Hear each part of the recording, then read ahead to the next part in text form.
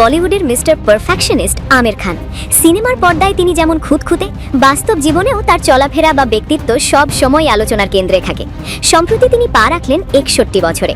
কোনো বড় পার্টি বা চোখ ধাঁধানো আয়োজন নয়, বরং পরিবারের সদস্য আর খুব কাছের মানুষদের নিয়ে ঘরোয়াভাবেই দিনটি কাটিয়েছেন আমির। তবে ঘরোয়া আয়োজন হলেও এই জন্মদিন নিয়ে চর্চা এখন তুঙ্গে, কারণ আমিরের ব্যক্তিগত জীবনের এক বিরল মেলবন্ধন।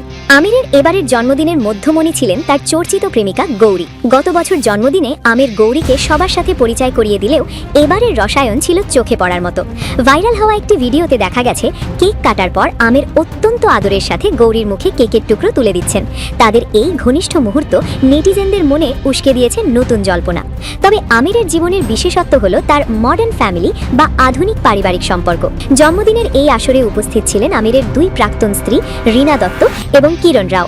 তাদের দুজনকেই বেশ খোশ মেজাজে দেখা গেছে।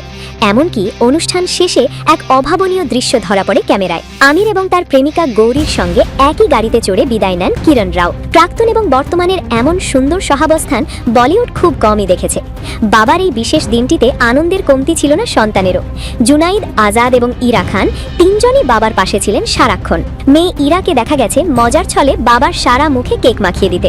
এছাড়াও বলিউডের অনেক প্রিয় মুখ যেমন ভিকি কৌশল, রিতেশ দেশমুখ, জেনেলিয়া ডিসুজা এবং প্রযোজক রিতেশ সিদ্ধাবানি উপস্থিত হয়ে আমিরকে শুভেচ্ছা জানান। সব মিলিয়ে আমিরের 61তম জন্মদিন ছিল মায়া এবং সম্পর্কের এক অদ্ভুত মিশেল। ব্যক্তিগত জীবন নিয়ে হাজারো বিতর্ক থাকলেও আমির প্রমাণ করে দিয়েছেন বিচ্ছেদ মানেই তিক্ততা নয়। আপনার কি মনে হয় আমিরের এই পারিবারিক মেলবন্ধন কি সত্যি প্রশংসার দাবি রাখে?